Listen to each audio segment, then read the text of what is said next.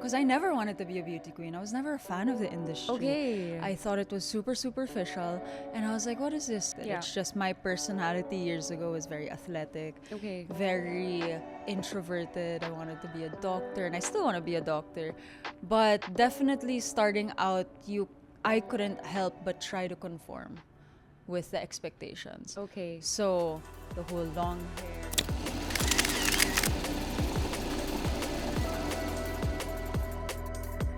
Today's guest is someone very special to me, and she is also my good friend.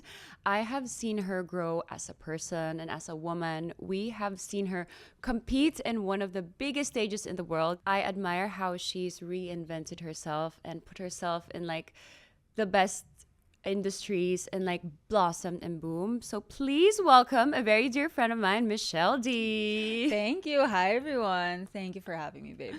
I love it, babe. Thank you so much for doing this. Of course, but I just have to disclaim that I'm only almost going to be honest. So disclaimer, it's titled Almost Honest, but I feel like we are going to try to be completely honest. Okay.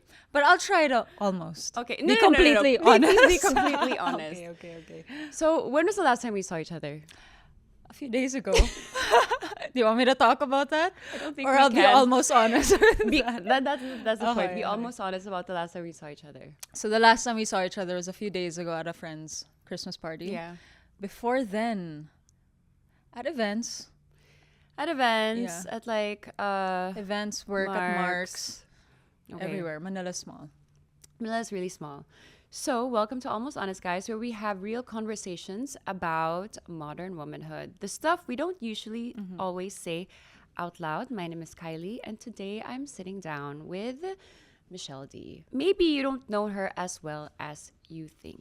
So, before we officially start, can I just read some lines? Okay, go. Before we officially start, Michelle, I'm so genuinely happy you're here. I feel like most people see you as this untouchable beauty queen, Miss World, Miss Universe, all the crowns. But for anyone who's followed you closely, we know that there's so much more happening underneath. Okay. I feel like you're yes. very smart. You've built all these businesses around you. You've branded yourself so well and so distinctly, Thank you. very much different from the rest. And I feel like I want me to get to know you more and for the audience to get to know that side Let's of do you more. it. Let's do Let's it. Thank do you. it. So what is something about you that people always get wrong? Well, I think you hit the line pretty perfectly earlier, where people do think that I'm untouchable. Yeah. Mata pobre. The first reaction or first impression is that, oh, parang mataray siya. But as soon as you talk to me, that impression usually just disappears. I don't know if it's my height. I don't know if it's the being singkit, You the have makeup. this like very strong, Right. commanding Yes. aura. Like ever since I met you, you always had this. When Michelle walks in a room, it's like mapapatingin ka talaga, which not a Thank lot you, of thank you. people have that. Well, I'd like to, I guess, give credit to my mom. My mom really taught us at a very young age Yeah. to really know how to walk inside a room and like you said, command the presence. But it's not something that I trained to do.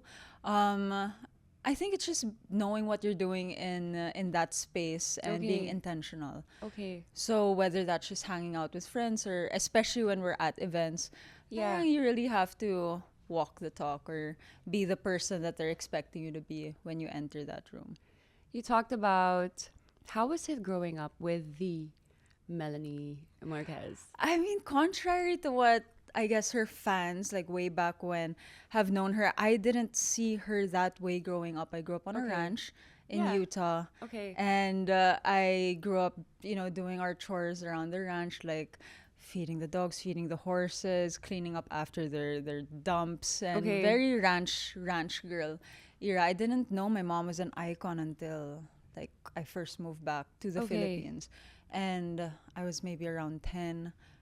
We arrived at Naiya, and then I was like, Mom, why are there so many People cameras? taking photos So of many you. press and all of that. Yung pala, like, there was this whole drama with my dad and my mom Okay. and custody battles, which is why we stayed in the US for so long. Okay. But my world just flipped upside down when that happened. I didn't know my mom, who taught me how to ride horses and taught me how to do chores, was this icon, Superstar. beauty queen, legendary, whatever. And it was, I guess I always joke around it being like a Hannah Montana moment because it's a complete 360 or a complete 180.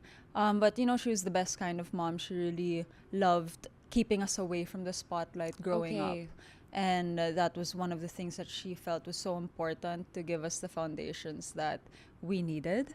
Yeah. And I didn't know it at the time, but yeah, I mean, amazing mom, amazing values. And I don't think I would be able to survive the way I have in this industry I get without it. her lessons, without get her it. warnings. So I came into it with the best possible mindset. You talked about the lessons she's taught you. What did she teach you about the industry, showbiz and pageantry? I guess I realized very early on why she wanted me to take up martial arts. One of the first things she wanted me to do is martial arts. You're a girl. Anak, when someone comes close, you're packed. No, but also it's just knowing my value. Okay. Especially when you're in modeling, when you're a woman. Sometimes you're being pressured to show a lot of skin, and that's what Ooh, makes that is skin true. sexy or whatever. She says, there's so much beauty in making people guess what's underneath. I absolutely love Right. that. Like, make them guess what you have to offer. You I don't love have that. to expose yourself right Exactly. away. And, that's something I really took to heart. Especially in my fashion sense or especially how I carry myself. It's Yeah. like, who am I trying to represent? I should be happy with who I am stepping out, which was actually a very hard thing to do. It was a journey in Yeah. my career. But I understood that the more you value yourself, that's how much people will value you in return also. I love that you talk about mystery, and I feel like it's such an important part of people wanting to get to know you. Yeah. Like let's say when I first started seeing you out, Oh my there was gosh. there was this like mystery of like, who is this girl? Uh-huh. Who has this like very strong presence. And I feel like when you meet someone, often it's what you make them feel after. So you always make people think it's you know I hope that's a good thing. I think it's a Uh-huh. very good thing. Okay. You've lived in the public eye since you were young. What is your celebrity survival skill? Celebrity survival skill of everything. I guess it's really blocking the noise. I love that. Okay. Blocking the noise because in this industry where you subject yourself to public opinion, scrutiny, when you're a beauty queen in a pageant powerhouse country, everybody will have their own opinion. And Yeah. you really have to know how to block the noise and listen to people that matter, listen to opinions that matter. I'm my worst critic.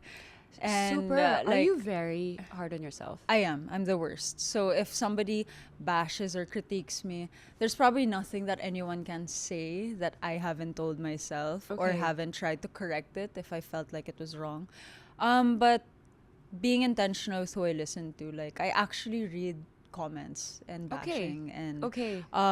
any sort of opinion that people have on me. I try my best to really study it, take it into account, because a lot of things are just very constructive. But there are people that are there to just like talk shit. Are we allowed to swear here? Yes, You can are bleep it allowed out. to swear. So there are just a lot of people that wake up and want to bash people. But there are a lot of people that just say, hey, maybe do this and we'll appreciate this a little bit more.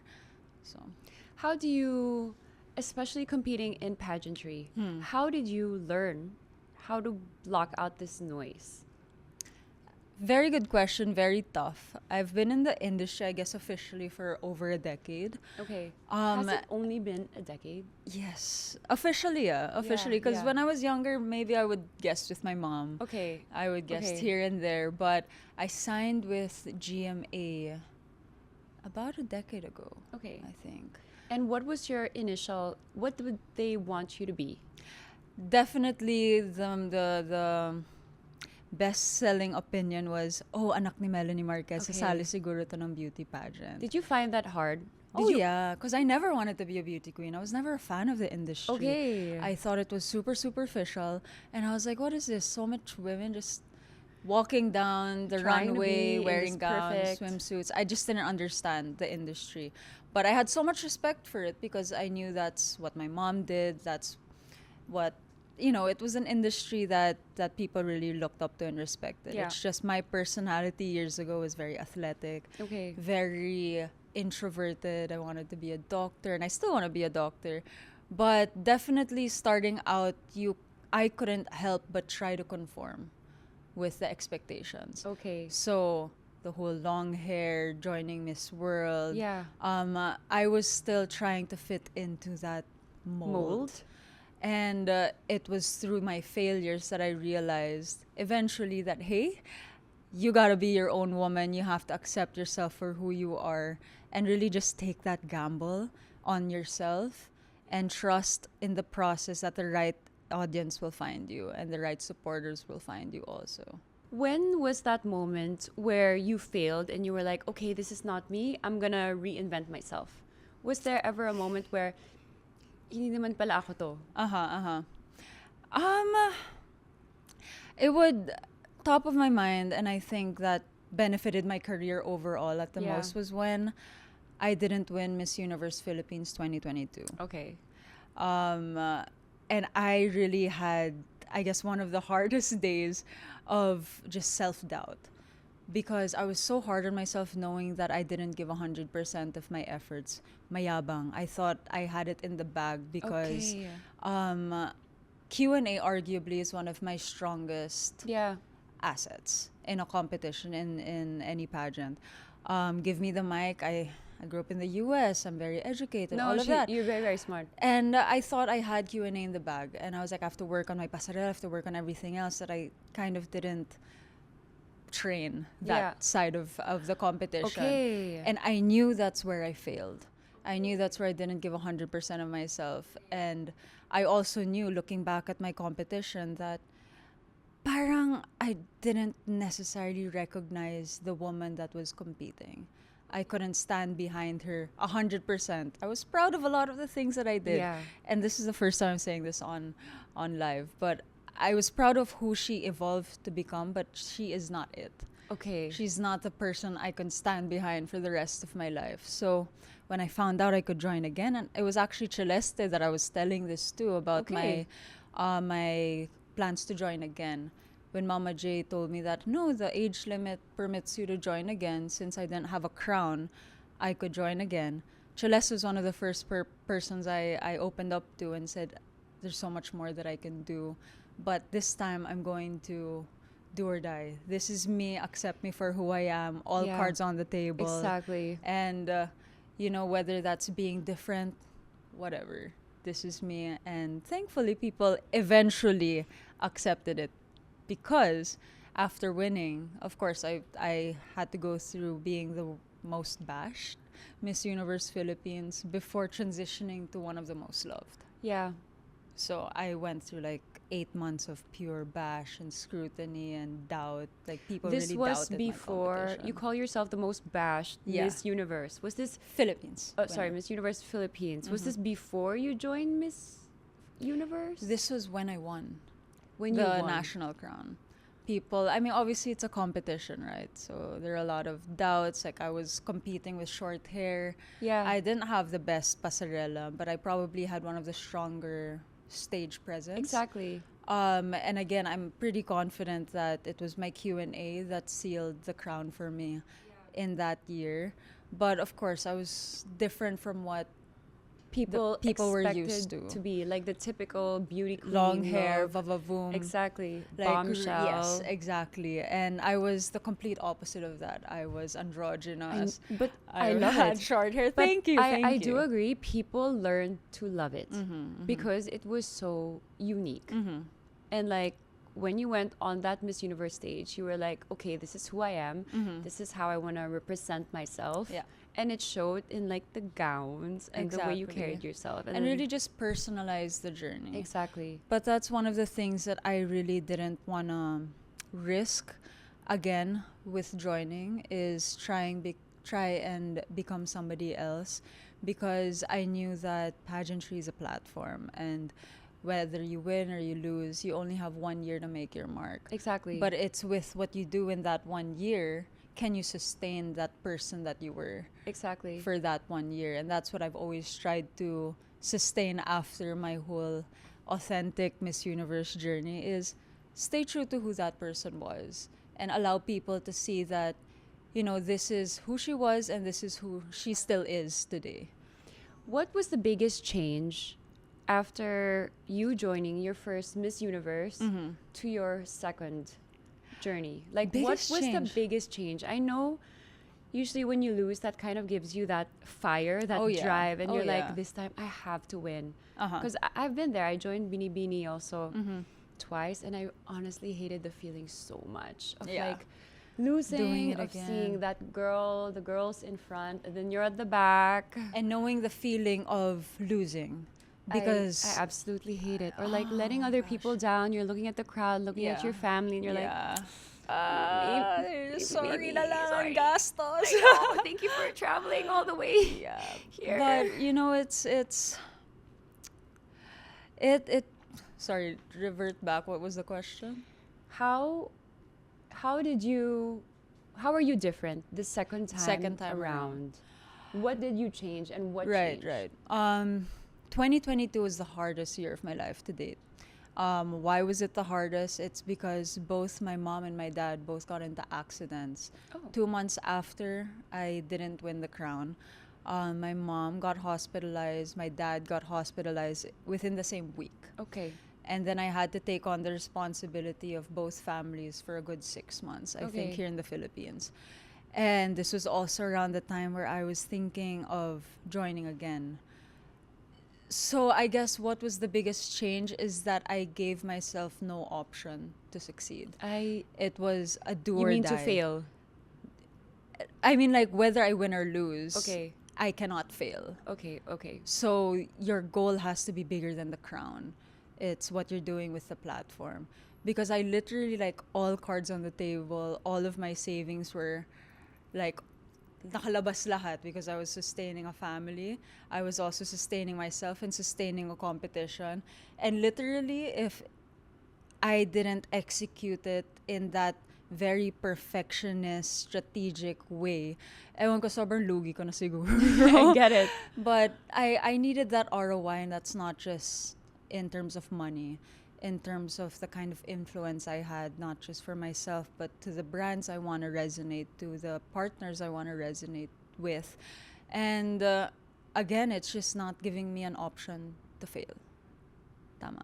Not giving Yeah. myself the option to fail without factoring in the crown. Of course, I wanted to win the crown. Of course. But pageantry is beyond the crown. It's the platform and the millions of lives that you're able to influence with that platform. I always had this belief, like, the girl who wins is the girl who has sacrificed the most and has really worked hard for it and fights for a bigger cause, bigger than themselves. Yeah. So, like, you fought for Autism. autism. Autism awareness, acceptance. I work with Autism Society Philippines, so we're the biggest autism NGO in Southeast Asia. But it's always been a lifelong mission of mine. It's the same advocacy I brought in Miss World, Miss Okay. Universe the first time, Miss Yeah. Universe the second time, and even until now. It's just when your purpose is bigger than yourself and you know that you're actually putting this cause on a global stage, and it just gives you that much more energy to do what you're doing abroad. Like in an Exactly. international stage. Like, again, I have to go back to how much I thought pageantry was very superficial, very vain. But when you always go back to how many people you can positively affect, then it makes everything okay. But again, it didn't come with doubt. It didn't come with a lot of challenges in one's journey. What Pero was the it's okay. hardest challenge Mhm. you had joining the second round? Biggest challenge is What did you change in you aside from the really Mm-hmm. not allowing yourself to fail? Well, I came out, but I came out after. Okay, I okay. came out after I won the nationals. Um, Was there a specific, like, what allowed you to come out? uh-huh. I specifically knew that 2023 was the year I was going to be my most authentic, Okay. unapologetically. And by being authentic means breaking down my walls that I stopped people from seeing. Like, I was Yeah. very into my own feelings. I didn't want people to see me vulnerable. But then I realized that that was my missing piece, is that people need to see how human I am. Exactly. And people need to realize that I have problems too, because that's how people relate to you. That's how they can look up to you, as if they know what you've been through. Exactly. And part of that was definitely my sexuality, because it was a big reason why I held off from showing more of my androgynous side. Exactly. Which I guess a domino effect of, okay, I won't wear this because baka people might not like it. 2023, I was like, you know what? This is me. But I didn't want to come out during the competition because it would then overshadow my actual advocacy, That's which true. was for autism. I didn't want people to ever think that I was just gay baiting, because I wasn't. And the only reason I came out the way I did What gave you the courage to come out? was because I was being bashed after I love winning. this. And like a lot of my high school photos came out, a lot of my varsity photos, some rumored partners came out. And I realized that, you know what, there is no erasing this from the internet. It's already there. But it's a chance for me to take control over my narrative, take control over the stories.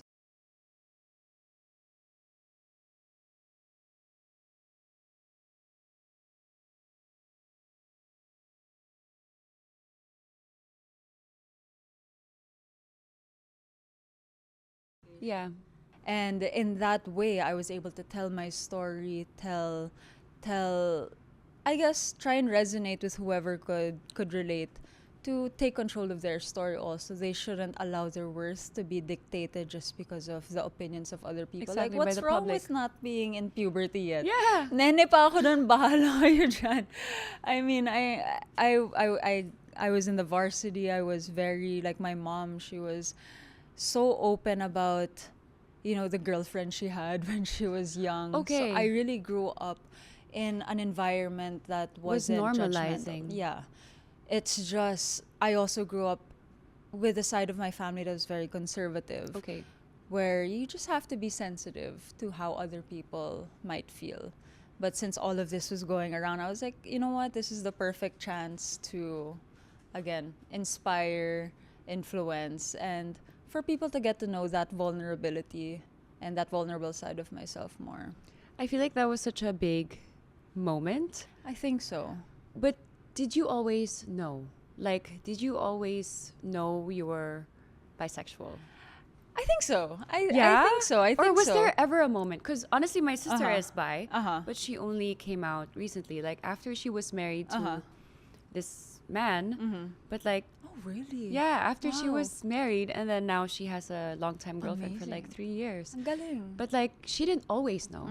What about your story? I think I wasn't born and then I knew. I think it was just like looking back, grade school, high school, it was not that I was openly into the same gender. It was just, okay, we have a school project. Who wants to be the princess? Who wants to be the prince? I studied in an all-girls school. I would always gravitate towards the more masculine side, just Okay. because I liked how they carried themselves more. Okay, Parang okay. hindi naman yung lalaki, pero just like mas maangas. Yeah. I like the wardrobe. I like loose clothes. I Okay. didn't like short mini dresses at the time. But I feel like I've always appreciated guapo and guapa. Okay. And again, with my mom, she never really said that, oh, you can only like a man or you can only like a woman or whatever. It was just, it was never an issue or it was never an open discussion. But personally, I just felt like I always admired Women. both. Okay. Both. Like, okay, guwapo siya. Ay, ang ganda niya. But there was no preference in terms Okay. of how this person would make me feel. Because I would get kilig from men, I would get kilig from women. So parang I just put two and two together. I never had to kind of defend myself until the time that I came out. Okay. My family knew, my friends knew, and that was okay for me already. Yeah. Yeah. Okay, but did you ever have like a boyfriend Oh yeah. before? Oh yeah. Oh my god. Yeah. I'm like so curious. So, like, See, ano, and how was that? Okay, did you prefer having? Well, I guess I now know. it's like. I know. Did you prefer having a I know. boyfriend? Having a girlfriend. I am like so You have curious to- about this. You have to. You have to dip your feet in like. No, I mean like, what do I prefer? Both of them. No, the thing is it's definitely no preference in gender. Okay. And that's why I'm confident that I'm bisexual, because Okay. I always connect with the feelings, not really the physical aspect of it. Do you think love is about gender or energy and connection? Energy and connection. Okay. Definitely. And height. So alam niyo na. Actually, I've always wanted to ask this. Are you single right now? What day is it today? When is this airing? When is this airing? This is airing probably like first week of January. I am technically single, but my heart is taken. If that makes sense. So you're Technically single but not single. ready. Your heart is I not ready am or open. Technically single because we're not officially together again yet. Okay. But Okay. definitely off the market Okay. emotionally. Okay. And all of that. Basically emotionally unavailable Mhm. but single. I mean, why am I technically single? But when this comes out, I might not be single. You never know. I'm You never almost know. honest right now. She is Just almost almost honest. No, because with the situation that I have now, it's actually up to me to ask. Okay. So that kind of answers some questions earlier on. But me being single by the time this comes out depends greatly on my next move, which is why I'm technically single. So we will have to find out if she's single or not by Pin the it down date in the this- comments below. Put it down in the comments below. I'm curious, in a relationship, Uh-huh. do you like, because in a girl and guy relationship, and I've Mhm. only learned this recently, there's someone who usually leads Uh-huh. and there's someone who follows. Okay. Do you follow this type of dynamic in the relationship? Do you like Oh my leading? Do you gosh. like taking a step back? Or I am just like curious. Why don't you answer that first? Are you submissive or dominant? I am actually very submissive right now. I am so submissive. Like, it's so sad. No, but I actually like it. It Because really I like depends. being taken care of. Yeah. I like taking care of my partner. Okay. But obviously it depends if when I'm with a man, Okay. then the expectations are different. Okay. When I'm with a woman, then the expectations are different also. But I have no similar situation where parang if I'm with a guy, then dapat siya yung magbabayad ng lahat. Yeah. It doesn't work that way. Like I do like spoiling and doing my own versions of spoiling a person. But when I'm with a woman, then I think the expectations level out a little bit, because I also like being taken care of in certain situations, but there are situations where I like to take the lead. I am curious when, like, You asked me something during the party, what and you're like, so if you guys want to take the next step and if you guys want to get married, who has to ask who first? has to ask? Like, how do you? I'm curious about like a girl on girl relationship because I don't know much about it. Like, who takes the lead? How do you deal with like jealousy? Is it more complicated? Is it more emotional? Like, I am genuinely curious. I mean, I guess it depends. It depends on who you're with. If I was with somebody just like me, it wouldn't work out. It has to have that perfect balance. If I'm chill, hindi pwedeng chill Okay. yung kasama ko. So let's say, is it safe to assume you're like the mask in the relationship, and then I wouldn't say mask. I'm just taller. I'm just taller and more androgynous, but I don't assume the role of the man. okay, It's more of just complementing each other when needed. Like you asked earlier, who does the asking for Yeah, proposal? like when. For my situation now with my relationship, it was pre-agreed. Okay. So it depended greatly on who made the first move earlier on. And I never really believed in marriage until this last partner of mine. Oh. So, you kind of like play on what you expect, what you don't expect, what you're able to give, or how you're able to adjust for that relationship or situation. I mean, I'm sure you have like your non negotiables, right? Yeah. Like getting into a relationship, it's like, okay, this is not what I want, this is what I want, this is what I need, and this is what you should never do to me. I had those. So, what are your negotiables or non-negotiables, or what do you look for in a man, and what do you look for in a woman? Are they different There are non-negotiables that for fit both? in for both. Like personality is very big, honesty, trust, loyalty, those are very big non-negotiables for me. What I thought were non-negotiables were I thought I didn't want kids Okay. before. And then I started thinking, okay, parang sayang yung genes, sayang yung... I mean, like, syempre, way back when you didn't really understand IVF pa and surrogacy and all of that. I thought I would never get married. Also, that was a big non-negotiable. Like, I But don't don't you wanna think get it could be married. also age? Yeah. Like, when I think we're like around the same age. We're like, Uh-huh. But I think it's finding the right partner that makes that's you true. believe in it. That's true. Also, because again, before I was like, I don't want to get married because I grew up seeing my mom get married like 4 times. Okay. And all my love to my mom. But I was like, if getting married means the chances of you getting a divorce is much higher, then let's stay in the dating stage na lang. I don't know. I grew up, taking a lot of inspiration from my parents, and I just traumatized me with the thought of marriage. I get it. Yeah. Okay, so what are your green flags? Green flags. Green flags in a girl. Green flags in a girl. And guy. I mean, green flags. It's always gonna Okay, be what are you personality looking? based. Okay, Though. personality. Personality based. Like they have to be very honest. Like you can tell if somebody's being honest true. with you or if they're just being fake. I love it when they're able to dress down.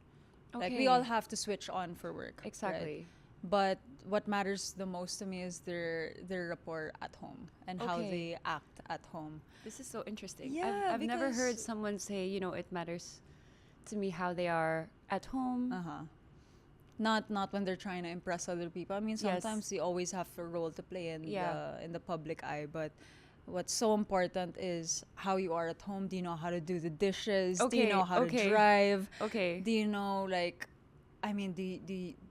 how soon have you been like in our age, of course, like are you dependent? Are you still independent? Those different factors where it's really values that I look for, and if they complement my values Okay. too. Yeah. Green flags in a guy, taller, blue eyes. So you Green want flags. AFAMs. Have you ever dated an AFAM? I have. Okay. What do you think? Is AFAM means AFAM means a foreigner foreigner lang in that's not- Manila. Okay. A foreigner at Manila. At Manila? At AFAM? what AFAM means? AFAM But means a ano foreigner naman? assigned to Manila, apparently. Expat. Yeah, expats. I think I've never dated a full Filipino. Okay. So all You know of what? Same. all of the men Same. I've dated are either half or all foreigners. And I don't know if that's just what I'm used to, but because I grew up in the US, I have this very Western mindset. Okay. Even with the women I've dated more full Filipinos, but the way they think should be very Okay. westernized, parang, and very modern. I have nothing against Filipino upbringing, but I do move in a very independent way, and that needs to be understood that there will be times where I have to be in my full girl boss mode, and I have that tunnel vision when I'm competing, whether I'm Yeah. doing my business, and you have to understand that I won't be needy or clingy all the time. Sometimes you just have to let me shine as my Okay, own woman. interesting. Yeah. What is one thing you've learned in your past relationship? That what? One thing you've learned about yourself, or one thing you want to carry over to your next, if ever there is a next relationship? Um, Lucky podcast. Because I learned a lot. I learned a lot in my, I guess, my most recent relationship. Things that I didn't really expect to feel because of my previous situations, where a lot of them had to be kept private. Okay. A lot of them were, just not out. And even if my relationship recently wasn't out, it was only then that I recognized the feeling of stability, emotional stability, and really being able to come home to a person. Okay. Which really changed my perspective, because I really thought that, you know, work goes above everything. And I've been self-made since I was a kid. I mean, I know I have like like my mom, Yeah. and I know we're gonna talk about Yeah, I nepoism want to ask, in how a do bit, you... but I am very self-made, and my parents can say that they really barely had any holding into my career. But of course, that's why I really valued my career over anything. You mess with my career, wala. But with this recent relationship of mine, parang you recognize that there is some things that you can give up if it means losing something you thought you'd never have. Beautiful. Yeah. I'll leave it at that. Yeah. Do you have any alcohol here? Yeah. Charot. Almost alcohol. Almost honest. Do you want some tissue now? Did it feel like home? And was that the first time it ever felt like home? Because you talked about just... I mean, I guess it was a feeling of, like I mentioned earlier, my mom had a series of husbands, my dad as well. So we were always moving around. Okay. So when you say home, like I didn't really have that golden standard of what home felt like. Okay. Because ever since I was young, I feel like with the situation I had with my family, I had to grow up at such a young age that it was so hard for me to depend on anyone but myself. So when I did get into a relationship that allowed me to do that, it was only then that I was like, okay, this is what that feels like, pala. And it's that feeling of home and Interesting. and being together that, really made me question my beliefs before, and my stubbornness. I'm a Taurus, so I am very Okay. stubborn, but in a good way naman, I think. Interesting. Almost honestly. We are almost honest. You talked about, do you ever do you ever consider yourself a Nepo baby? I mean, by definition, I'll never deny my mom is who she is. But and definitely on my dad's side, they are also very influential in the business side. But I would say by definition, yes.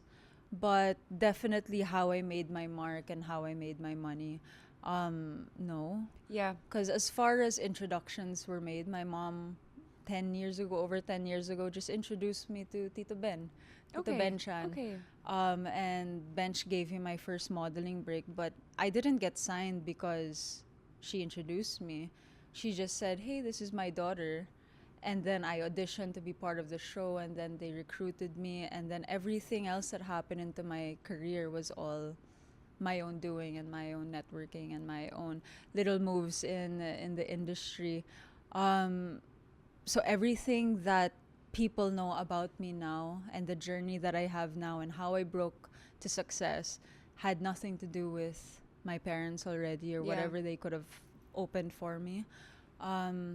And it was actually after Miss Universe that it became a topic that, oh, Michelle is the daughter of Melanie, and people are like, oh, kaya pala.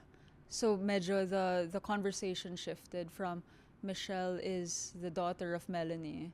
It turned into, oh, Michelle's mom is ano pala. Exactly. Melanie. Yeah. Like it became such a surprise to them, and it wasn't that defining aspect about me anymore that I felt like was a really big win on my personal career, because you never want to be labeled just the daughter of somebody. Exactly. You really want to make your own mark, and that's what my mom always said in the beginning also, was you have to shine as your own woman. You can't be a replica of somebody else. So I guess, I mean, by definition, I don't think there's anything against it, of having famous parents and being born into a situation. But in terms of my success, I can 100% confidently say that I am self-made. I totally agree too. Yeah. I feel like you've just built yourself as your own. Yeah, from the And you ground have your up. own image. Mhm. I want to ask one question about bisexuality. What is the biggest misconception people have about bisexuality?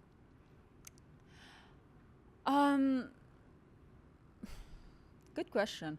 Biggest misconception, I think, is that just because you're into the same gender means you are trying to be a man or masculine. Or I mean, yeah, I dress very androgynously, but you can be into women and look like Kendall Jenner, you know. That's true.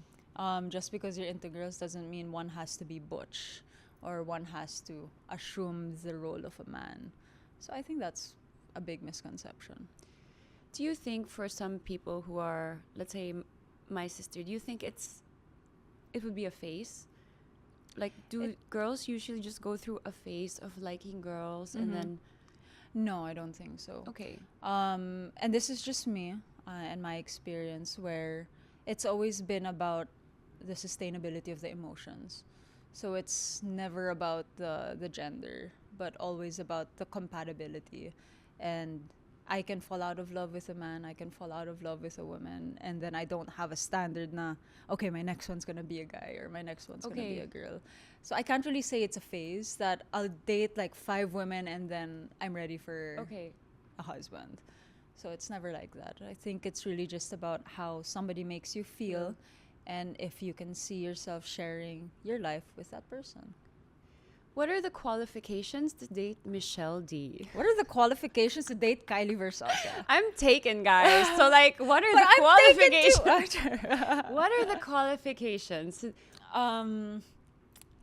English speaking. English speaking? No, definitely you have to speak the same language, have the same humor. Okay. Just touching on that honesty and loyalty, but honestly, the best way to my heart is through my stomach. And if you take me on the best first date, okay, I love have my that. attention. Do they have to know how to cook? Do they have to know how to cook? They can always learn how to cook because I do love cooking. And so you have know to how to cook. eat. So marunong ka How to eat. magluto. I love cooking. Oh my God. My mom called me Miss Tikim growing up. Because We were still in the US. We didn't have any maids or cooks or anything. So she would teach me how to cook. And she would teach me how to build flavors. So every flavor, whether that's salt or pepper, I would tikim. And that's how I got the nickname Miss Tikim. But I just love being in the kitchen. I almost took up culinary in college, an arts course. But then my dad was like, no, you have to stay in LaSalle and take up a course there. And everything happens for a reason, but I'm definitely a big artsy foodie. chef. Yeah. Okay, because honestly, let's say me, I don't know how to cook, but I can order. You're So- good at ordering. So I can order. Uh-huh. But like, I wish I knew how to cook for... You can learn. I can learn. You can learn. Okay. But I mean, that's also another very big a very big quality of mine is, can I grow with this person? Do I see any growth between both of us? I think it's so important that you help each other shine individually, but together. I get what you mean. I feel like the start of the relationship is always like Honeymoon, you get the dopamine, Yeah. and then eventually that's when the commitment takes place. Yeah. And then that's when someone starts growing. And the question is, are you going to grow with them?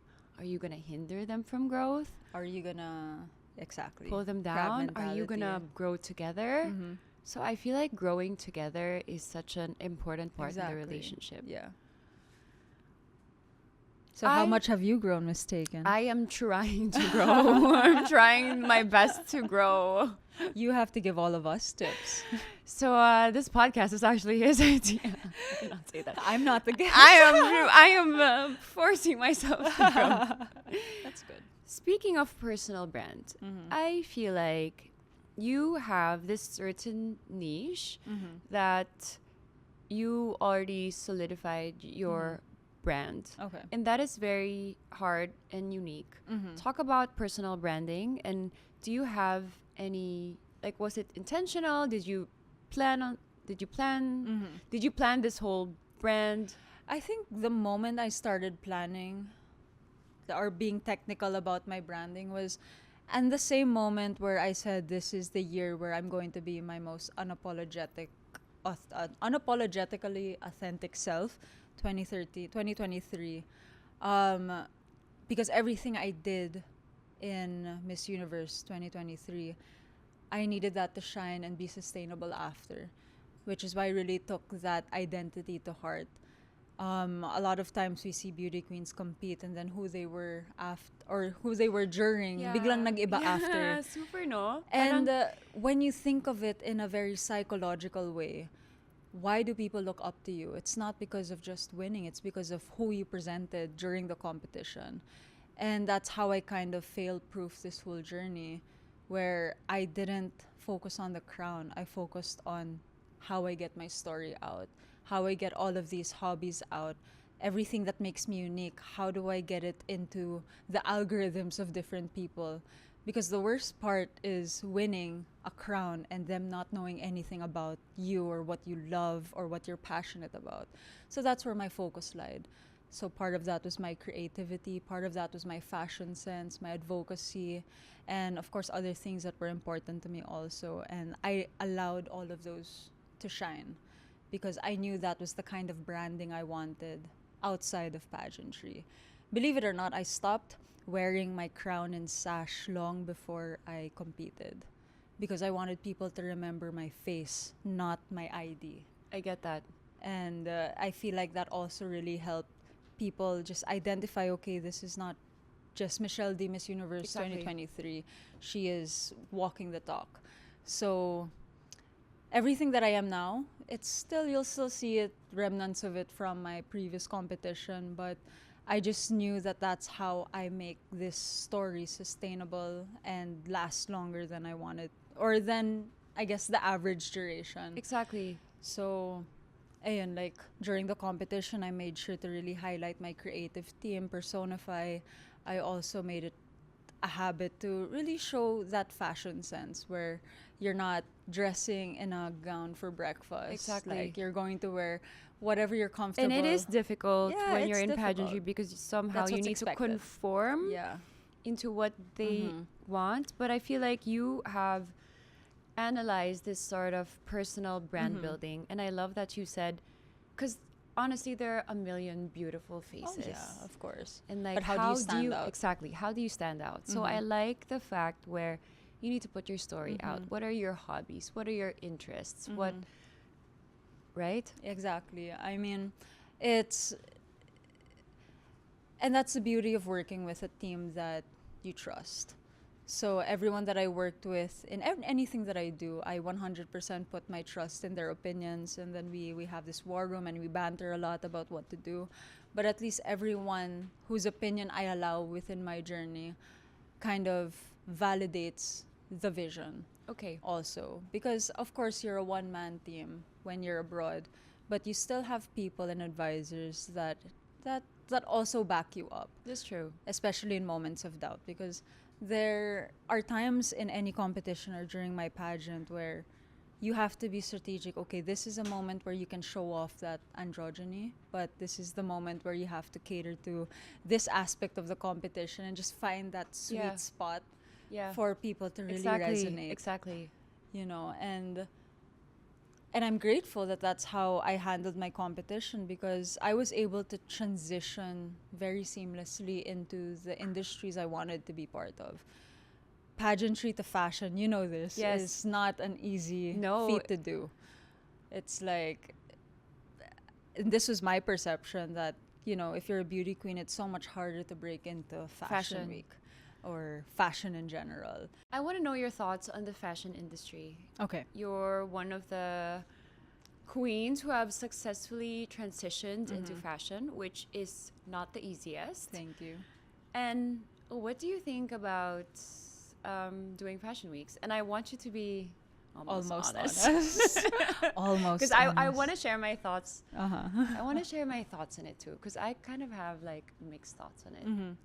Well, I mean, initial thoughts about starting in the fashion industry. I mean, I don't think I've completely made it yet. Okay. I think there's so many more successful celebrities that have definitely made it far, but I think I'm off to a good start. Yeah. It's only my second year doing Fashion Week and really being involved in the industry, because I also just graduated from being a beauty queen also, but being able to do that immediately after I turn over my crown was such a goal of mine, which is why I focused on my fashion sense, really made that shine. But it was always in the pipeline for me, whether it was intentional or not. My mom was a supermodel. So I really believe that I had a good sense of style earlier on. But definitely, I think growing up, we always had those wish lists of brands that you want to work with, brands that resonate with you. But just like any other business, it's a business and there are people that fit into that demographic. And I'm just very happy that I was able to let that authentic side of myself shine. Because then it made it so much easier. Like all of the brands that I work with now or the shows we go to, they really resonate with me and they also understand the kind of brand that I'm trying to build. And a big part of that was, I guess, also really highlighting that androgynous side of myself, really adding that angas Like the into different. it. Yeah, I mean, but there are a lot of fashionistas, but I feel like when you try to enter Fashion Week or the industry of Fashion Week, you're also carrying your brand, and that's what all the houses are looking for. Also, like, what is this person representing, and why should she be in the show? Why should she be here? So I think it's a very interesting and exciting industry. I mean, to be honest, I love fashion. Right. I love like dressing up. I love like wearing all sorts of clothes, and I'm starting to get to know the history of the brands, and I love it. It's art. It is art. It is. But I feel like it's right now where I'm at. I'm not being paid to attend shows yet, and like it's a big money out for me. Like I don't think it's a big expense. I don't think people realize how expensive it is to actually do Fashion Week. Exactly. And I would say in the millions. Oh yeah. Right? I mean, not that it's hard-earned money of ours that we choose to invest in Fashion Week. Exactly. Or into experiencing the whole Exactly. culture of it, because it's not just about being there, it's actually because we like the industry, we also like the fashion and being at the heart of it all. Exactly. And that's so exhilarating for me. I remember the first time I did Fashion Week and they were like, "Buti kinaya mo yun." I was a Vogue correspondent. Yeah.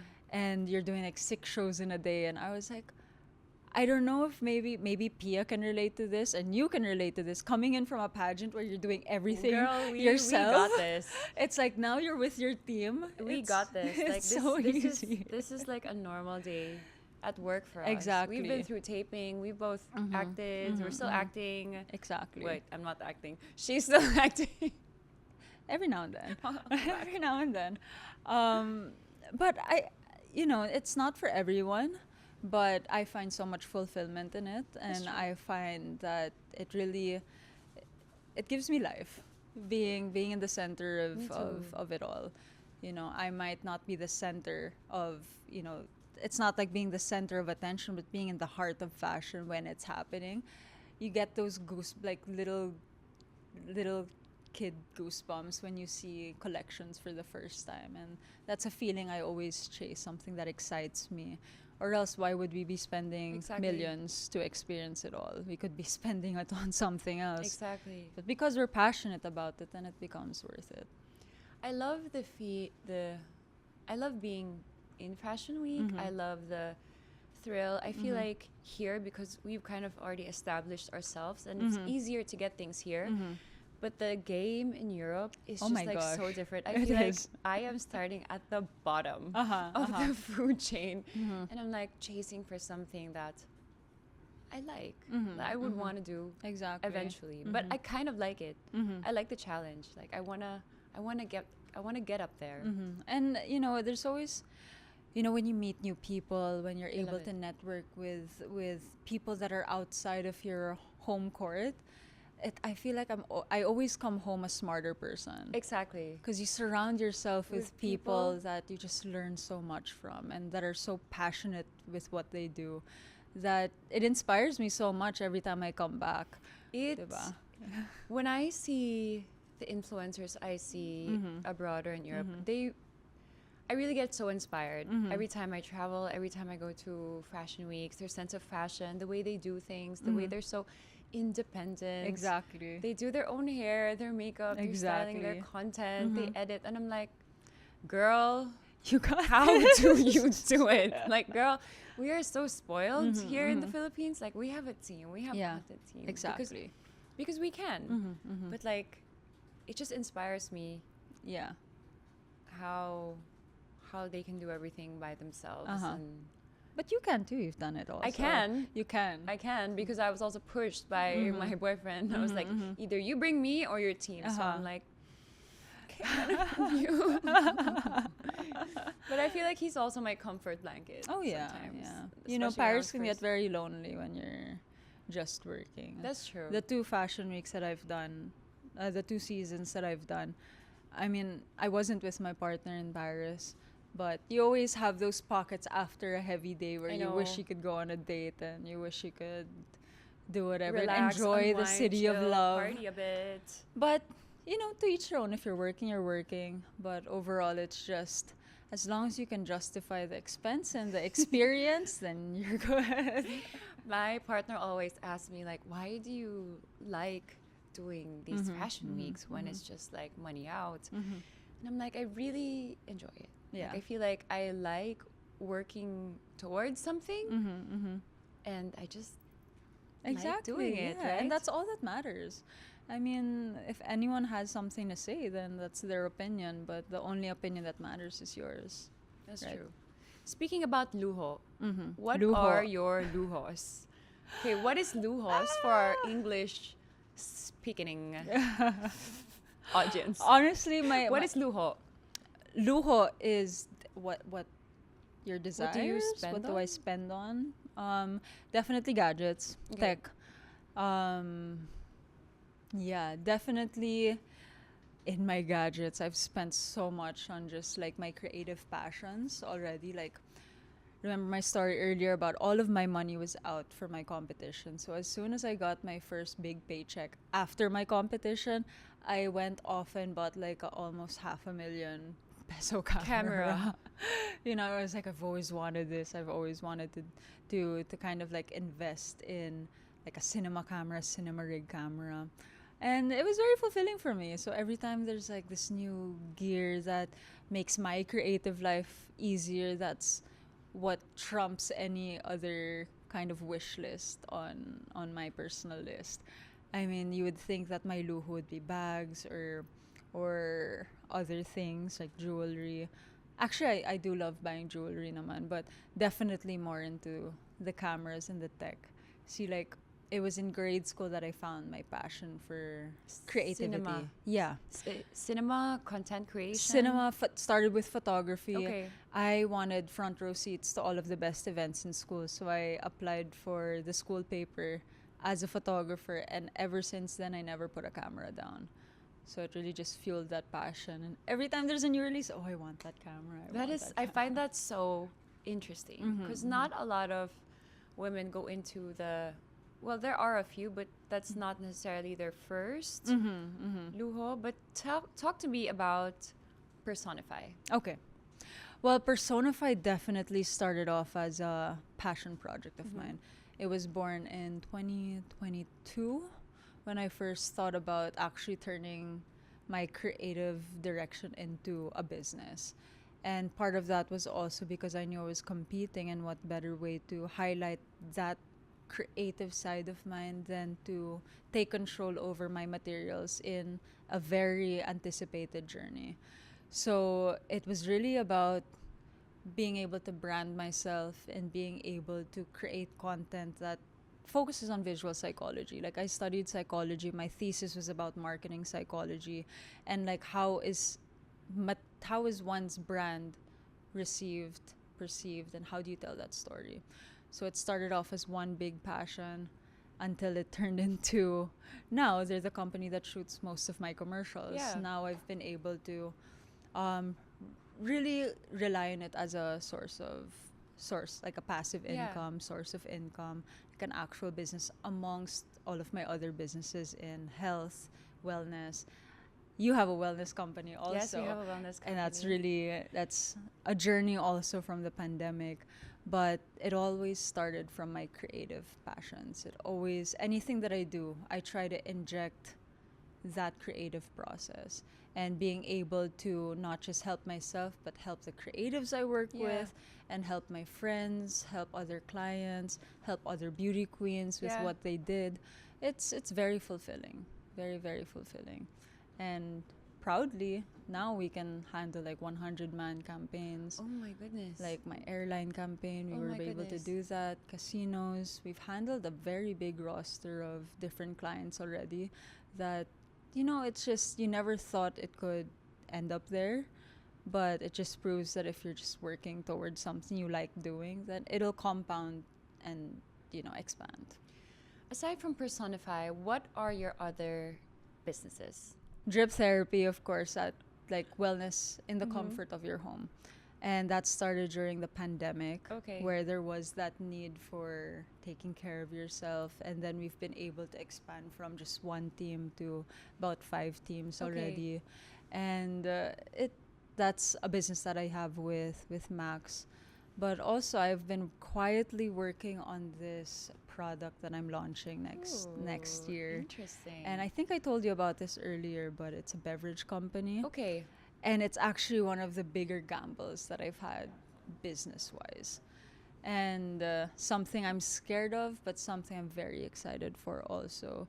So right now we're just finalizing FDAs and That's the whole perfect. shebang of that. I feel like a beverage company, one, in the future, it's an easy sell, especially if it Depends on what beverage. right Depends. what, Uh-huh. but like, let's say for example, pretend I don't know what it is, but let's say water is like easy to sell, and you can get, like, As a long high as it's valuation. something that people need or believe they need, then it becomes very valuable. I mean, to date, I have about maybe 10 different revenue streams Okay. that sustains my life. Can you tell me about, because I feel like you are very good at finances. I'm Chinese. Just living up to our name. Okay. Tell me more about how you handle your finances. Well, I had complete control over my finances at such a young age. Like 14, 15, I had access to all of my accounts. So whether I lose it or if I gain it, it's up to me to kind of find a way to make something work. Again, like, let's say I get a big paycheck, I really allocate a certain percentage for my investments, a certain percentage for, your bills.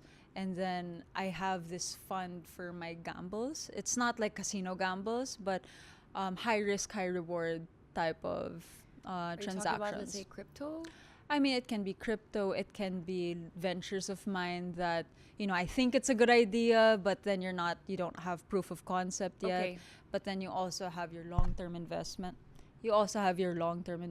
So I try to segregate and really put my money to work also. Okay. So I don't really prefer money just sitting in the bank. I like getting the dividends. I like getting the passive income. I like investing in things that, can work for me even if I'm asleep. And in this Philippine entertainment industry, it's hard to just rely on one source of I income. totally agree. There's no stability. I totally agree. Yeah. I mean, let's say for the past year, my income source was mainly through Business. No. Just the past years was mainly through working with brands Mhm. or working with my management, and I found it so unstable. Mhm. Like, I mean, the thing is sometimes like brands take forever to pay. So it's That like is there's no security on when you can get paid. So I don't like living in that exactly gray area. that And like, waiting period. where am I gonna get money? Do I make utang or something? And that's something I knew I didn't want earlier on, and which is why I've established different revenue streams for myself, because I could never just rely on Just one. one. Tell Yeah. me about these 10 revenue streams. I mean, a lot of them I can't say. Okay, maybe industry. Let's say Uh-huh. tech.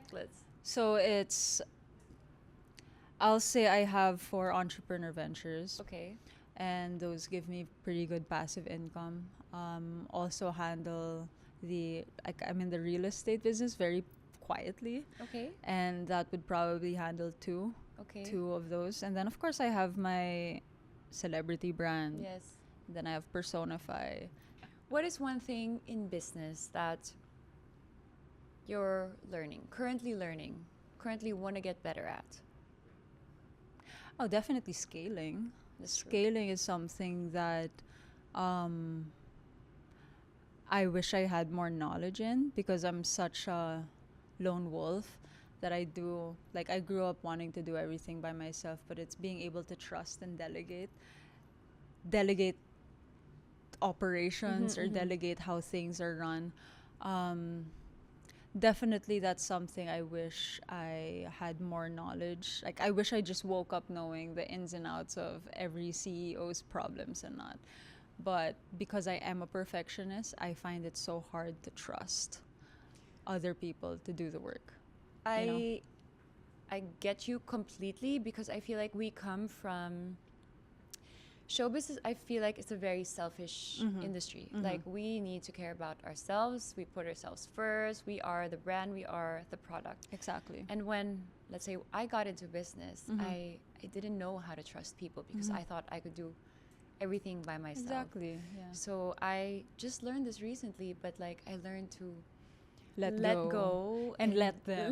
let them and trust them and trust my team that they know better. But first, I also had to hire the right people. Right, of Make course. sure I put the Yeah. right people in the right bus and remove the wrong people in the wrong bus. So it's been a journey of like building systems. Yeah. And finding out what I'm good at and what they're good at, and just like, okay, Exactly. letting go. And because we found so much success in doing how, things our in way. our way, exactly, that whether it's in showbiz or whether it's making a 15,000% profit, those were all solo independent moves that you've made, and just being able to let other people take the reins is definitely something I'm actively learning how to do. When you're a perfectionist, it can Difficult. be, you know, what's the term I'm looking for? It can be your own kryptonite or something, because then you hold off on doing a lot of things because you're a perfectionist. And I had to learn how to say, okay na yan. Yeah. Just let it out. Release it Yeah. na. 80% is okay. Okay. Then na yan. 0%, right? 80% is better than not doing anything. I tend to have the same thing. Like, I want things to be perfect Mm-hmm. before I launch it. But now I've learned, like, okay, as long as it's slightly okay. Mm-hmm. What kind of leader are you? Are you a leader? It depends what industry. No, I'm definitely more in the leader role. Okay. A lot of my friends, even if I'm the youngest in the group, they call me ate. Even my sister calls me ate, or wants to call me ate, because again, I do have that. I'll take control. Yeah. Or I got this in the bag. You can rely on me. My language of love is service. So, What is your love but that's all. language? Service. Okay. I just wanted to get that snippet. Okay, service. Yeah, but definitely, it's being able to work with people and know that you've turned them into a better person after working with you. Okay. So that's always been a goal of mine, that whenever I work with somebody from a year's time or 2 years time, I want you to be so much better than when we first started working together. Okay. That's amazing. Um, I kind of just want your hot take on this. What's this? This is another What is this? hot take. What is this? This is a hot take, and this is OT na tayo. I know. I'm just kidding. This is gonna be quick, but okay, we're from the same background, Yep. pageantry. Mhm. And recently, we just got news that Chavit Uh-oh. wants to buy the whole Miss Universe organization. Okay. I want to get your thoughts on it.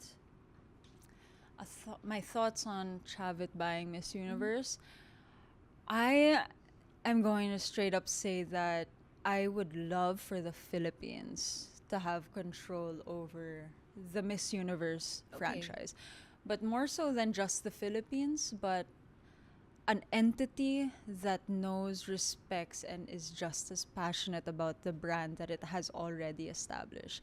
I find it so sad when people say that, oh, during Miss Universe's golden days, Yeah. or during the glory days of Miss Universe. I find it so sad that they're talking in past tense, because I grew up thinking Miss Universe is the Exactly. competition. It's the creme de la creme of It's of the- pageantry, right? And that's because of branding, and community and what they believed in. And for people to say it in a past tense really breaks my heart, because it's given us so much pride as Exactly. as a pageant powerhouse country, but also for the hundreds of countries that have won crowns before. So for it to be in the hands of, let's say, the Philippines, I feel like we have the capacity to bring it back to the glory days, or from I what get it it. was. And to whoever actually wins that bid, I mean, we can only hope for the best. Chavit, it's so hard naman to talk about Chavit Singson. I'll say Chavit. And I have no personal relation with him. I don't either. It's just like, I don't know how politically involved he is, and I don't know if it's like off the record. Don't You know. worry, we can cut this But out. anyway, of course, when I saw the news about him being interested to buy the franchise, it's more of like you have that mix of emotions where, oh no, would that not help our Philippine candidate because we own the franchise, or the whole transition of it. But ultimately, as long as his heart and purpose is in the right place, I mean, he's a pretty successful businessman considering where he is. If he can afford to buy it, then he's a successful businessman. I just hope that whoever gets it can return that fire that we used to feel when we would talk about Miss Pageantry. Universe. Mhm. I feel like Miss Universe is. What's your take on it? I want to Oh, hear your okay, answer okay. first. I feel like Miss Universe now is. Don't get me wrong. I love Mhm. pageantry. You can take me out of the pageant, but the pageant girl is always gonna Yeah, in be you. in Mhm. me. And I feel like I've always looked up to Miss Universe, but particularly this season was. I don't think it's under the right management. Personally, I Uh-huh. do not like Nawat. Right. Like it's cost me so much trouble. Mm-hmm. But I feel like it deserves a better leader, Mm-hmm. whether that's the Philippines or not. Mm-hmm. I also don't know how reputable Japanese. We're gonna probably cut this out. We're probably gonna cut this We're out, probably gonna especially if cut I join this out. Miss Grand. Okay, don't worry. Noted.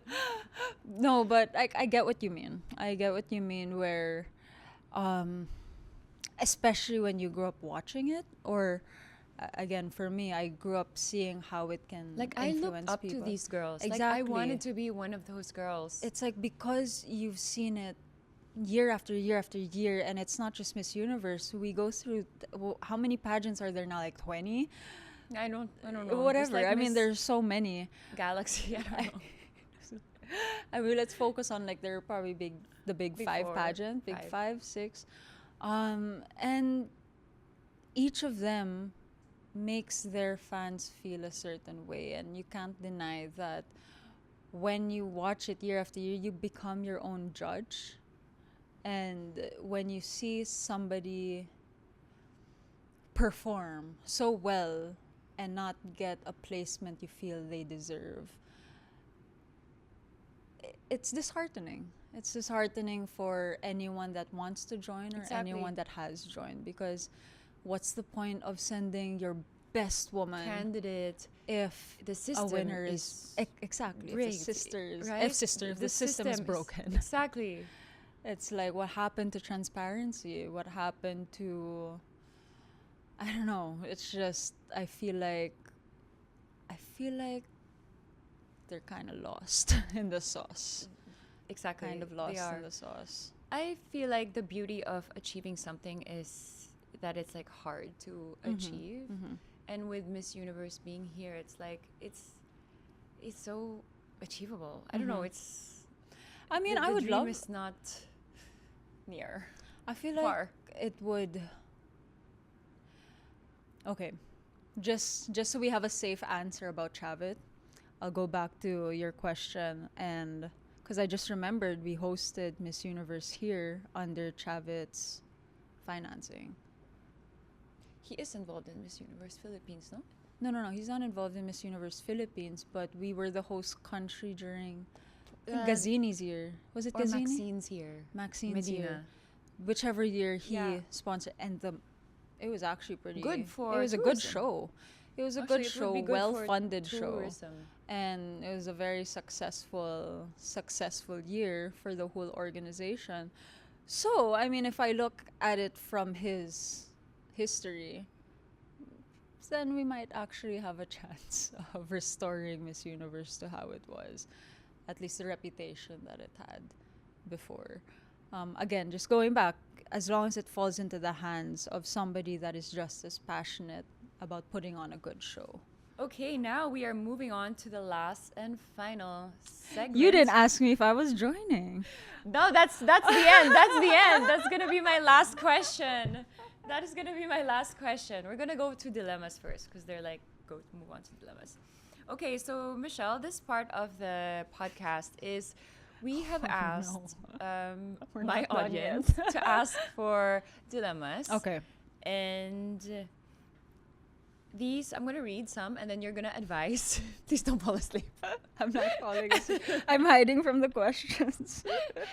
And then you're going to advise them. Okay. And then I will chime in Okay. if I have anything to advise. Okay. Okay.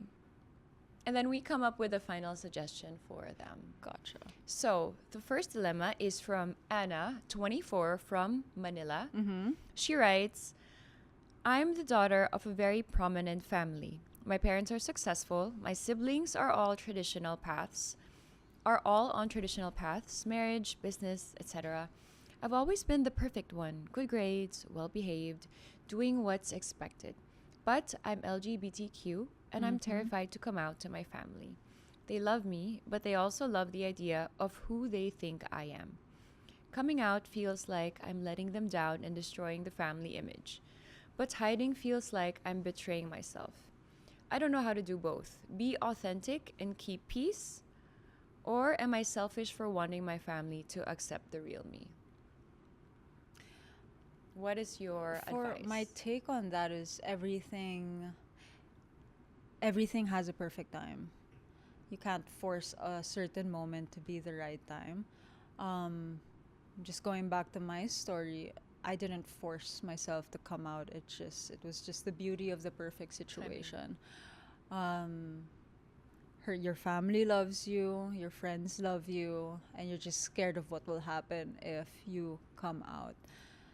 What happened with me is that, you have to be so content and confident with what you have to offer, not just to the whole world, but even to the person right next to you. Because it's hard to come out and doubt yourself. That's true. It's hard to come out and justify this version of yourself if you can't stand behind that person?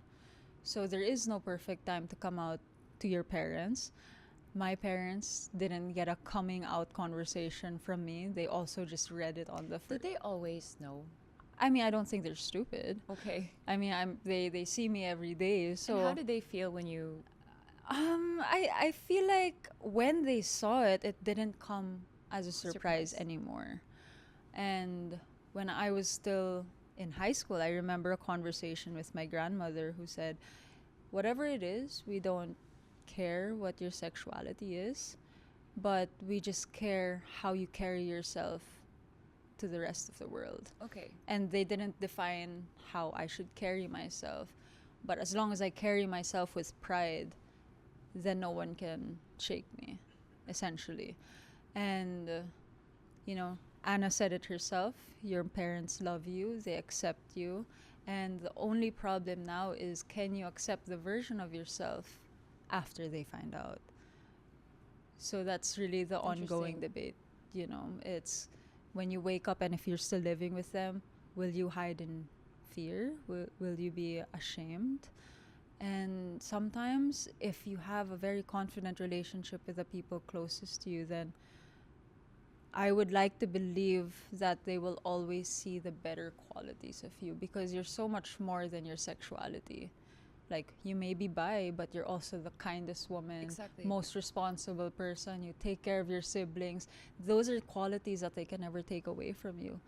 And shame on the parents that only focus on sexuality, you know, for the wrong reasons. I feel like I would say just choose yourself. Mm-hmm. Choose what makes you happy. Mm-hmm. Choose if... I agree with you. There's no perfect time to come out. And I feel like just come out when you want to come out. Yeah. Right? Yeah, exactly. I mean, I don't think anyone can force you to come out. Like, for example, if they asked me, hey, are you bisexual? If I wasn't ready to say yes, I'd say no. And it's a lot of my it own is timing. just like being, like as you said, comfortable in yourself. Do you like this version of yourself that you're presenting to public? I mean, another thing that really helped me is, I guess it's because I knew I had achieved a certain aspect in my career that no one could take from me. You know, when you win your national competition, when you win a certain goal that you've invested years and years and years to attain, suddenly showing vulnerability isn't so hard anymore. That is true. You know, I come out to you, hey, I'm bisexual, but can they take away my crown from me? No. Can they take away my achievements? No. Can they change who I am? No, because I've already shown my character as authentically as possible. And just because I come out shouldn't change anything else. Exactly. You know? That's just my take on it. No, I think that's the right answer also. And I feel like once you achieve success, it's I don't know, complete my sentence for me. Once you achieve success, it's like it's complete our sentence for us. I'm gonna just cut that out. Okay. Anna, that was your answer. Anna, just do it when you feel like it's the right time. Yeah. Because there is no perfect time. There's no perfect time. Okay, dilemma number 2, the unsexy adult problem. Oh, I haven't read this Unsexy before. adult. Unsexy adult Okay. problem. Unsexy adult problem for me is my aircon has been dripping. Oh my gosh. Is this a situation or am I going to answer this? Okay, I'm going to read the dilemma. Okay. This dilemma comes from Jazz, 26, from Makati. And I love this because it is so real. She writes, here's my embarrassing truth. I am a grown woman with a decent job and I still can't figure out basic adult stuff. Like, I just realized at 26, I have no idea how to pay my taxes properly. I've been winging it and probably owing money. I also can't cook anything that doesn't come from a packet or Grab. My friends all seem to have their shit together. They're doing their own groceries, meal prepping, managing finances, and I'm here Googling how to do laundry without shrinking everything. And I'm feeling like a fraud. Is this normal or am I just broken as an adult? How do I catch up without admitting I've been faking it this whole time? I mean, girl, it's fine. It's fine not to know how to do basic adulting stuff. I'm just gonna summarize all of your dilemmas and say it's okay to not be okay at everything, to Yeah. not be good at everything. The worst thing that you're doing right now is comparing yourself to your friends and your peers and what you think is the expectation of life. I mean, yes, it's good to know all of these life skills or adulting, but you're asking the right questions. You're already taking the initiative to learn, and the more you know about the things you can't do, then it gives you the opportunity to learn something new every day. But our needs in our life is different. That's true. I mean, you don't know how to cook. I know have how to no cook. idea how to I'm also cook. getting I know naked. how to order. Yeah, I Grab. mean, like, there's so many things that we don't know how to do yet. I honestly don't know how to pay my taxes. I don't know how to pay Pay my my taxes, taxes. also. Anna, go girl. I mean, you are accounting. still That's you that's are still on track. Uh-huh. Like I It's feel like okay. sometimes we're all just trying to fake it till we make it. Exactly, and we're all just trying to figure things out. I mean, at least she's googling the answers. And you know. there's Chat GPT. And there's And there's ChatGPT. all other sorts of Uh-huh. AI now. I mean, at least you're What AI are trying. you using? I use so much. Ooh, I mean, okay. I have this Let's whole take list one of by one. different. Go. Okay, sige. Right now? Yeah. Wait, focus muna tayo Okay, kay girl. go. Sorry. Focus muna My tayo sa ADHD. dilemma. Very Focus good. muna tayo. Very good. I got you. People always don't really have structure sometimes. That's- And that's okay because we're still gonna make it to the end of the video, regardless of what happens. So, okay. move so at your own pace. Kay Jazz.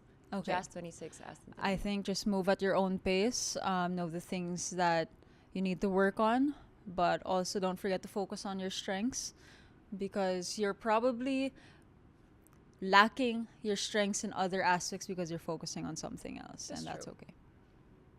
Move at your own pace. Move at your own pace and focus on your strengths, and it's okay. It's okay. It's okay. Like, I honestly, I don't know what to do with my aircon. I don't know how I to don't know how to cook. pay my taxes. Yeah, That's why we I get don't know how to pay my accountants. taxes. I don't know how to work my stove at home. I don't know, It's- like, It's funny because like you think I can do everything, but there's the things that I don't know how to do are so random. right? Like I don't know how to put nail polish on my nails. Like What? something as simple as that. That's why I I have can extra only do it ordinail. on my right. So I have hand. stickers. I can only do it with my right hand. And I just can never get it right. My handwriting is a massacre waiting to happen. I mean, there are just some random things, random life things that I don't know how to do because I would choose to invest my time somewhere else. That's true. So again, it's okay. And don't you think, like, recently I kind of fell into this trap of like being unhappy with life, and I've kind of caught myself, comparing myself Oh, yeah. to Okay. others, and I feel like I can't help it with social media. So comparison is really the Yeah, thief it of is. joy. It is. Like once you start focusing on your life and just seeing, okay, a lot of good things are happening, and you Right. kind of feel, okay, my life's not that bad. And I can definitely relate to that because it was only this year that I felt the burnout of Okay. the marathon that I've been running since competing, and I really had to take like 10 steps back to figure out where I wanted to put my energy, especially coming into the new year. I really made it a point to tell like my managements, my partners that hey, I need a week to decompress and be intentional for the next year. Because I used to love ending the year strong, like until the very last day you are working, and on the very first day you are working. Yeah. Now it's like I found myself with the 10 streams of income, nagsabay-sabay na lahat. And I kind of fell into the trap of not being happy with what I'm doing anymore. not because it doesn't give me happiness, but because it's so short-lived that Yeah. I could be closing the biggest deal of my life and I'm not celebrating because I have another task and I always forget to stop and smell the roses. And that's something I really am working on now. I mean, I also have ADHD, so it's hard for me to just focus on something, but I feel like it's really taken a toll on my productivity and I guess expectations. And I'm lucky that I'm able to catch myself when it happens and reassess and refocus and meditate and be intentional. But yeah, burnout is real, and very glad that we're able to redirect and become better. Exactly. Mm-hmm. Okay, so Michelle, before this podcast ends, I want to ask you two more questions. One, Oh no, make it are worth it. you closing your chapter on pageantry? Are you joining MGI? Oh, sorry. You didn't To say be that. frank, to 'Cause be I have a straightforward, very, to be very almost honest, safe are answer. you joining?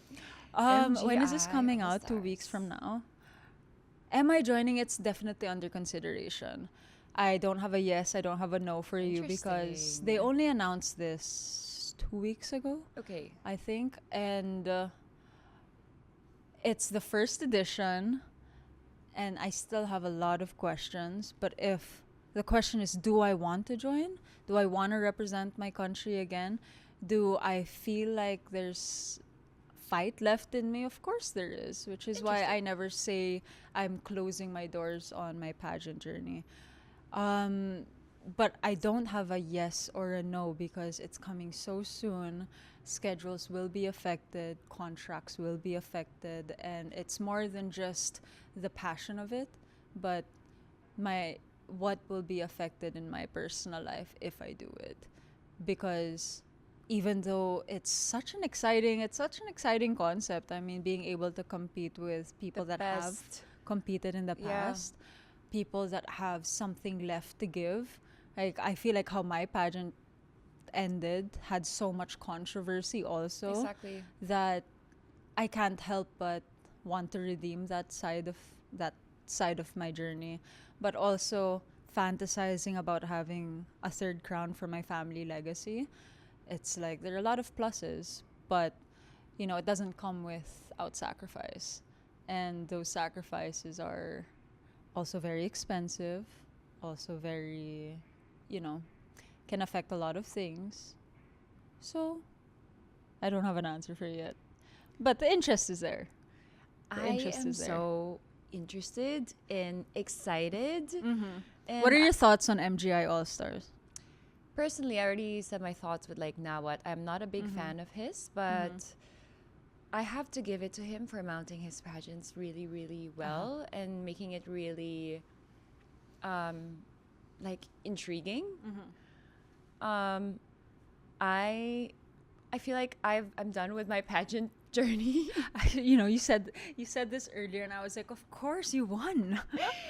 Girl, it's just so tiring. It is. But, It is. It is. My God, I'm cramping at the end of the podcast. but honestly, if you have some fight left in you, I cannot think of anyone who can represent the Philippines well. I mean, pageant in itself, when you attack it the way I attack pageants, and every aspect is an opportunity to showcase a certain part of yourself or your That's country, then it becomes really exciting and very cerebral for me. Because if it wasn't cerebral, I wouldn't That's true. find it exciting. And again, life is long. We have many faces in life that we can change. Exactly. Well, Michelle, thank you so much for... That was one question. She said she had two. What is Just my... kidding. Okay na yun. Okay na yun. I Okay na combined yun, it. okay na yun. I combined both. Okay na yun. But Michelle, thank you so much for doing this with me and for joining my Thank you. podcast. I am excited for your next steps. Mm-hmm. And I am looking forward to even watching you grow. And who knows what platform we're going to see you in, what world stage Who we're going to knows? see Who you knows? in. Whether it's Forbes 30 under 30. 30. or on a pageant stage, or Hollywood. or Hollywood. Oh, You never ano? know. Oh, yeah, Hey, some questions about she that. told you something. Uh-huh. It's okay. Yeah, Or we forgot to Hollywood. touch on that. Season 2, I'll be back.